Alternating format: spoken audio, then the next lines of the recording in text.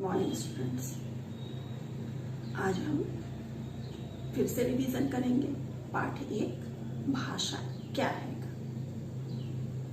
हम लोग अच्छे से रिवीजन करेंगे क्योंकि हमारा यूनिट टेस्ट आने वाला है।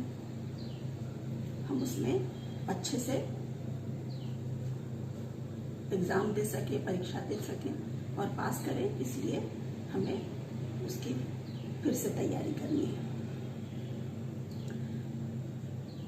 आप जैसा कि पाठ का नाम है भाषा क्या है, आपको पता है कि भाषा क्या है? भाषा यानी कि बातचीत करने का तरीका। हम जिस तरह से मैं जैसे आपसे बातें कर रही हूँ, ये क्या है? भाषा है। आप अपनी मम्मी से, अपने पापा से, अपने दादा दादी से, अपने दोस्तों से जिस भी तरीके से बात करते हैं, वही तरीका भाषा कहलाता है।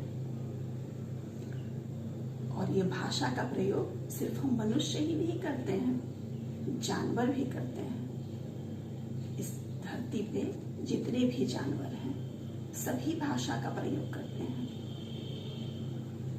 जैसे आपने देखा होगा कि एक कुत्ता जब आपकी गली में भौंकता है तो बहुत सारे ढेर सारे कुत्तों को इकट्ठा होते हैं, आपने देखा होगा।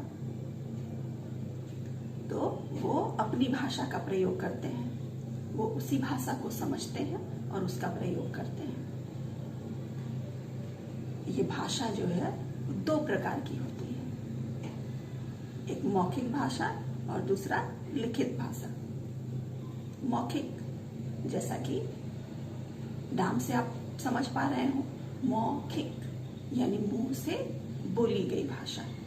जिस भाषा का प्रयोग हम मुंह से बोल करके करते हैं, वह मौखिक भाषा कहलाती है। जैसे मैं आप लोगों से भी बोल करके बातें कर रही हूँ, ये क्या है?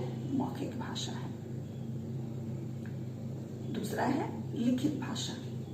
लिखित भाषा यानी कि लिख कर बोली गई भाषा, लिखित भाषा। मान लीजिए मैं आपसे कोई प्रश्न पूछती हूँ और आप उसका लिख कर उत्तर देते हैं, तो वो क्या है? लिखित भाषा है। इसमें आप लिखित भाषा का प्रयोग करते हैं। इसके अलावा मौखिक भाषा और लिखित भाषा के अलावा एक और भाषा है जिसका हम प्रयोग तो नहीं करते, लेकिन कहीं कहीं आप उसका प्रयोग देखते जरूर हैं। वह है सांकेतिक भाषा।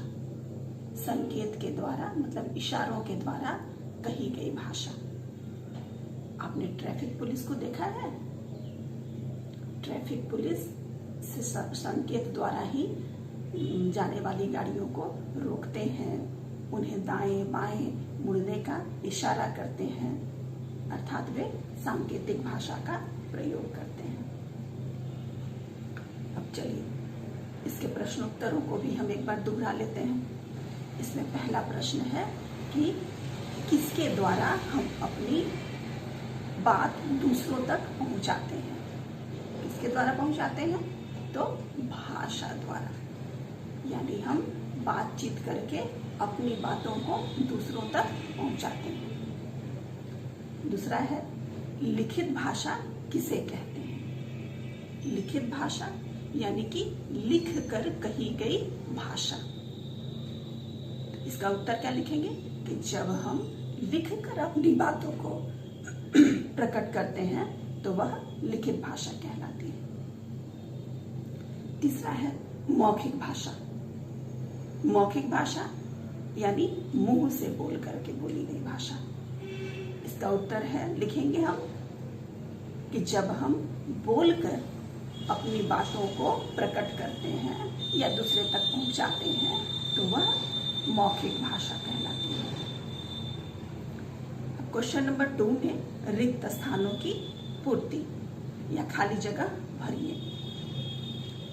इसमें डैश द्वारा हम अपनी बातों को दूसरों तक पहुंचाते हैं। तो किसके द्वारा पहुंचाते हैं? जैसा कि अभी हमने पढ़ा, तो भाषा द्वारा।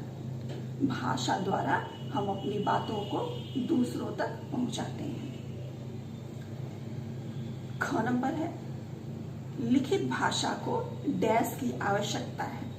तो लिखित भाषा को व्याकरण की आवश्यकता है, क्योंकि लिखने में हमको एक व्याकरण के अनुसार बनाए गए जो नियम है, जो ढंग है, उसका प्रयोग करना पड़ता है। इसलिए लिखित भाषा को व्याकरण की आवश्यकता होती है।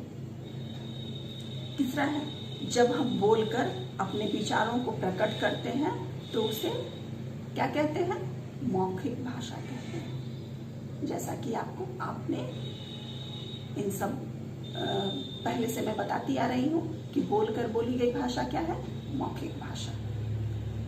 अब हमने जितने भी अभ्यास दिए गए हैं सबका रिवीजन कर लिया। अब क्वेश्चन नंबर 3 बचा, 3, जिसमें कुछ चित्र दिए गए हैं और इन चित्रों को देख करके आपको बताना है कि इन चित्रों में किस भाषा का प्रयोग किया गया है। इस प्रश्न को आप इस कक्षा में बना करके और जमा करें। धन्यवाद।